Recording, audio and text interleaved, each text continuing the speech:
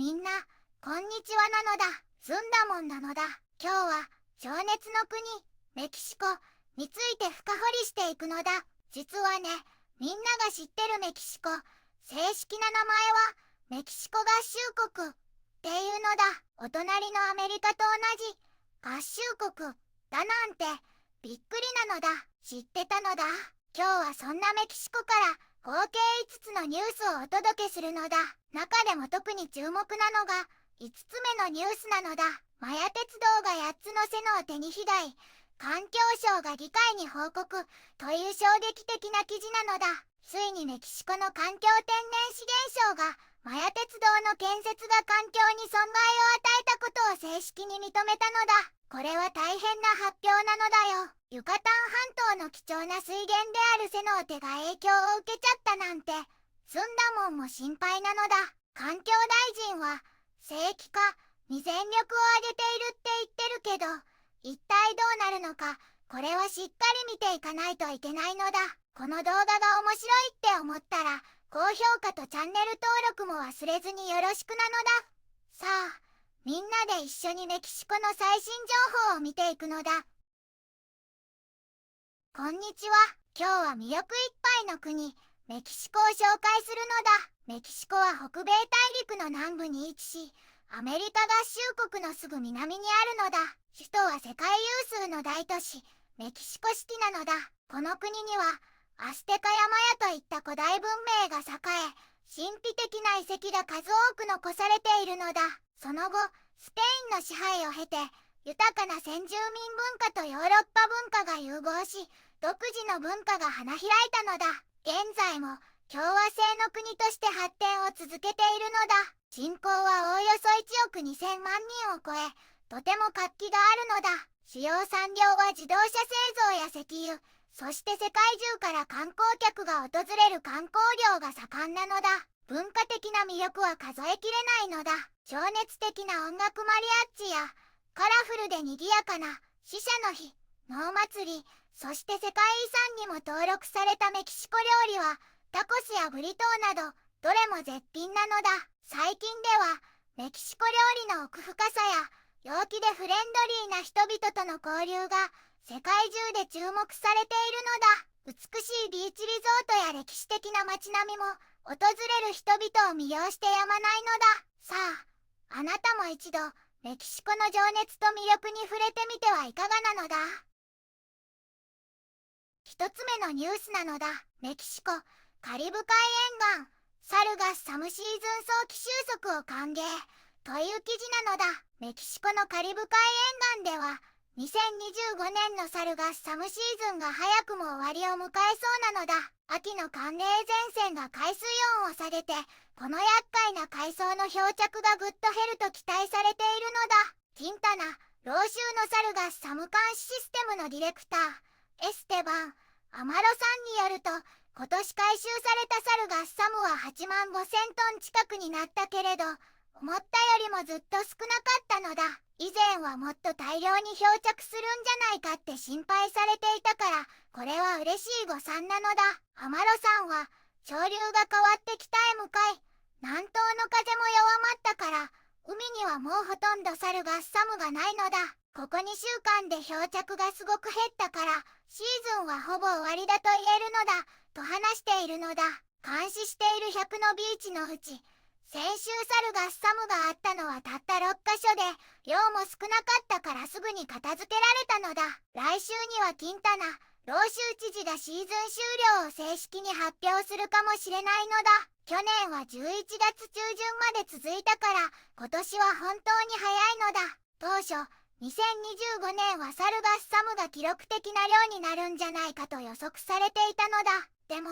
海軍さんや地方自治体さんが頑張ってくれたおかげで、漂着量が抑えられたのだ。特に、沖合で大量のサルガスサムを捕まえたり、7500メートルもの防壁を設置したりした予防措置がすごく効果的だったのだ。今年は8万5千トン近くが漂着したけれど、これは去年の4万トンの2倍なのだ。でも、2018年に52万2千トン以上も押し寄せた時と比べると、全然少ないのだ。アマロさんによると、2011年以降、サルガスサムシーズンはどんどん激しくなっていて、3年ごとに大量発生のサイクルがあるのだって。気候変動も影響しているみたいだから、毎年状況が変わるのだ。サルガッサムの量は州ごとに場所によっても随分違ったのだ。9月上旬のある週には、カンクンのビーチで663トンも回収されたけれど、これはシーズン全体での回収量1万3000トンのわずか 5% ちょっとだったのだ。去年カンクンに漂着したのは3700トンだったから、今年の初めはやっぱり多かったのだ。でも、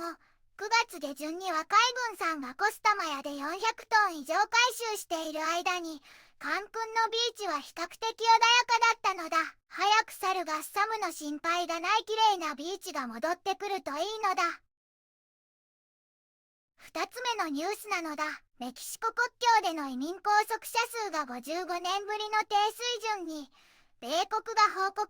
という記事なのだ。アメリカとメキシコの国境で、不法移民の拘束数がなんと55年ぶりの低い水準になったというビッグニュースなのだ。これはアメリカ政府が発表したもので、2025会計年度に国境を越えようとして拘束された人は、合計23万7565人だったのだ。これは1970会計年度以来の少なさで、過去4年間の平均と比べると 87% も減っているのだよ。驚きなのだ。アメリカ国土安全保障省と税関、国境警備局によると、この劇的な現象は、トランプ政権が法律を厳格に執行した結果なのだって。CBP の長官さんも、国境警備の隊員さんたちがきちんと仕事ができるようになったから、50年以上で最も安全な国境が実現したと言っているのだ。この会計年度の拘束者のうち、72% はバイデン政権の最初の111日間に発生したもので、トランプ政権下の254日間では 27.6% だったのだ。バイデン政権の時には、1日で最大9000人も捕まっていた日もあったらしいのに、トランプ政権になってからは月平均で約8000人程度に落ち着いたのだよ。この現象には、トランプ大統領が2期目に入ってすぐに、国境の厳重化と軍事化を進めたことが大きく影響しているのだ。緊急権限を使って亡命制度を停止したり、何千人もの兵士を派遣して不法入国を阻止したり、バイデン政権時代の入国プログラムを停止したりしたのだ。これにより、不法入国を試みようとする人たちが思いとどまるようになったのだね。さらに、メキシコも協力してくれたのだ。新しいシェインバウム大統領は、アメリカとの合意に基づいて、メキシコ北部国境に国家警備隊を1万人も配備することに同意したのだ。これは、麻薬のフェンタニルや不法移民の流れを止めるためなのだよ。9月の拘束数は、バイデン政権の平均と比べて 95% も少なく、1日あたり279人だったのだ。ただし、7月の月間最低値からは約 80% 増加しているみたいだけど、全体的にはかなり低い水準が維持されているのだ。ホワイトハウスの副報道官さんも、トランプ大統領が南部国境を確保するという約束を見事に果たしたのだとコメントしているのだ。これにより、危険な不法入国者や麻薬がチェックされずに国境を越えてくることがなくなったので、アメリカ国民はより安全になったと強調しているのだ。まさしく、強いリーダーシップがあれば、記録的な不法入国や危険な組織、安全保障上の脅威を食い止めることができると証明されたのだ。すごいのだ。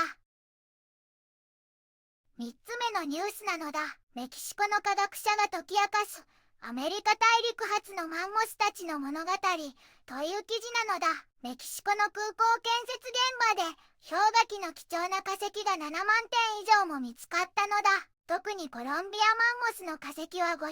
分以上も発見されて、研究者さんたちは大興奮だったのだ。コロンビアマン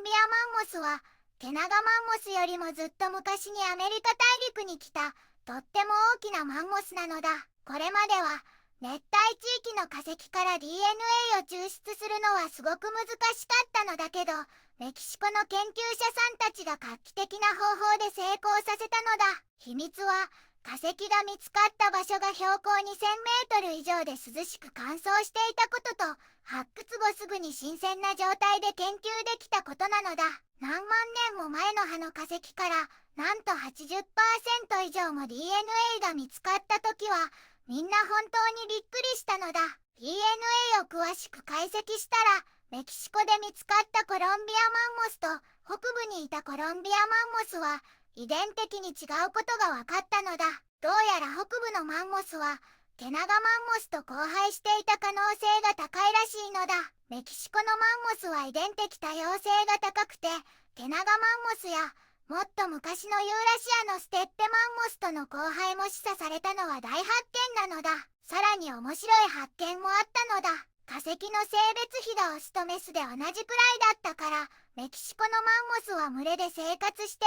みんなで同じリスクを負っていた可能性が高いのだ。ゾウさんと似ているのだ。この素晴らしい研究成果は有名な科学雑誌サイエンスに掲載されたのだ。熱帯地域の大型動物の DNA 解析としては世界で初めてで、今後の研究に大きな影響を与えるのだ。しかもこの研究のほとんどは2人の意欲的な学部生さんが中心となって進めたのだ。メキシコの自然史や古代のマンモスの謎を解き明かす新たな道が開かれたのだ。これからも空港で見つかった他の動物の化石からも DNA を解析する予定で、馬さんやラクダさん、バイソンさんたちも調べられるかもしれないのだ。どんな発見があるのか、今からとっても楽しみなのだ。4つ目のニュースなのだ。メキシコで最も暴力的な自治体リストにあなたの町は入っていますか？という記事なのだ。メキシコでは観光客や外国に住む人が暴力事件に巻き込まれることは珍しいけれど、住んでいる地域の治安状況を知ることは大切というニュースなのだ。メキシコ国内の殺人事件全体は減っている傾向にあるのだ。エルクリネンというサイトが公式データをもとに人口あたりの殺人率で自治体をランキングしているのだ。それによると、人気の観光地であるトゥルム、アカプルコ、シワタネホ、サンミゲル、アジェンデの4つの町がメキシコで特に暴力的な50の自治体に入っているのだ。最も暴力的なのはナヤリット州フアヒコリで、人口10万人あたりに178件と、とても高い殺人率なのだ。それぞれの観光地の状況を見ていくのだ。キンタナ、ロー州のカリブ海沿岸にあるトゥルムは、メキシコで20番目に暴力的な自治体なのだ。殺人率は10万人あたり83.9件で、過去には外国人観光客が殺害された事件もあったのだ。ゲレロ州の太平洋沿岸にあるアカプルコは34番目に暴力的な自治体なのだ。殺人率は10万人あたり71件で、かつては華やかなリゾート地として知られていたけれど、今は犯罪の評判も残念ながらあるのだ。1年間で560件もの殺人があったのだ。同じくゲレロ州の太平洋沿岸にあるシワタネホは41番目に暴力的な自治体なのだ。殺人率は10万人あたり61.3件で、ここにはたくさんの外国人が住んでいるコミュニティがあるのだ。グアナファト州の内陸にあるサンミゲル、アジェンデは50番目に暴力的な自治体なのだ。殺人率は10万人あたり49.3件で、ここも外国人居住者が多い場所なのだ。グアナファト州全体がメキシコでは特に暴力的な州の一つになっているのだ。これらの観光地での暴力は組織犯罪に関連することが多いので、観光客が標的になることは少ないのだ。全体的に見ると、メキシコの殺人事件は2025年最初の9ヶ月で約 25% も減少しているのだ。治安情報はしっかり把握して安全な旅を楽しんでほしいのだ。5つ目のニュースなのだ。マヤ鉄道が8つの瀬のを手に被害、環境省が議会に報告という記事なのだ。メキシコの環境天然資源省がついに議会でマヤ鉄道の建設が環境に損害を与えたことを正式に認めたのだ。びっくりするような発表なのだ。環境大臣のアリシア・バルセナさんが鉄道のセクション後沿いにある8つの洞窟とセノーテ、ユカタン半島の貴重な水源なのだ。建設によって影響を受けたと話したのだ。これは大変な事態なのだ。マヤ鉄道は前の政権の目玉プロジェクトだったのだ。約5000億ペソ、日本円だと270億ドルもかかった巨大プロジェクトだったのだ。でも、環境活動家の人たちからは、大規模な森林破壊や、ユカタン半島のデリケートな生態系への損害について、ずっと批判され続けていたのだ。特に、セクション後では環境影響調査がないのに、大統領令で工事が強行されたこともあったのだ。これはちょっと信じられないのだ。だけど、バルセナ大臣は、2024年10月に就任した時には、もうマヤ鉄道が存在していたから、鉄道はいらない、とは言えなかったのだ、と説明したのだ。その代わり、今はプロジェクトを正規化することに全力を挙げているのだ。すべての許可を監査して、環境法にきちんと従っているかをチェックしているのだ。環境天然資源省は、連邦環境保護検察庁などと協力して、毎週作業部会を開いているのだ。この部会では、足りない許可がないか、条件が守られているか、どんな対策が必要かなどを調べているのだ。さらに、鉄道が引き起こした損害をどうやって回復させるか、森林再生や環境回復計画も検討しているのだ。バルセナ大臣の目標は、マヤ鉄道の許可が環境法の 95% に準拠するようにすることなのだ。すごい目標なのだ。サミュエル・パルマ議員さんからは、約1万1000ヘクタールもの土地のうち、61% で森林地利用変更の許可が適切に取られていないという指摘もあったのだ。これからもマヤ鉄道の環境問題にはしっかり注目していく必要が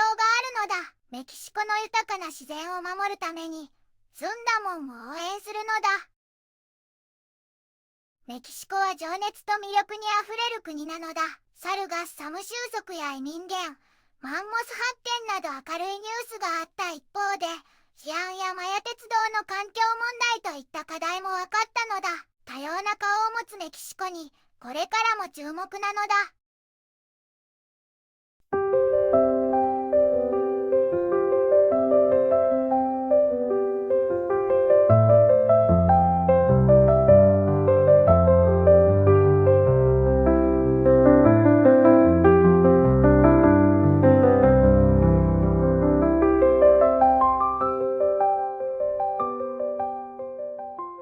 こんにちはなのだ。この番組では世界のあまり知られていない国や地域からちょっと不思議でちょっと感動するニュースをお届けするのだ。日本ではあまり話題にならないけど、世界には僕たちが知らないままの出来事や優しさや驚きに満ちた物語がたくさんあるのだよ。テレビでもネットでもあまり見かけない。けれど本当はもっと伝えられるべき小さな世界の声。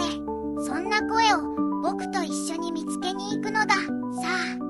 一緒に知られざる世界の旅を始めるのだ。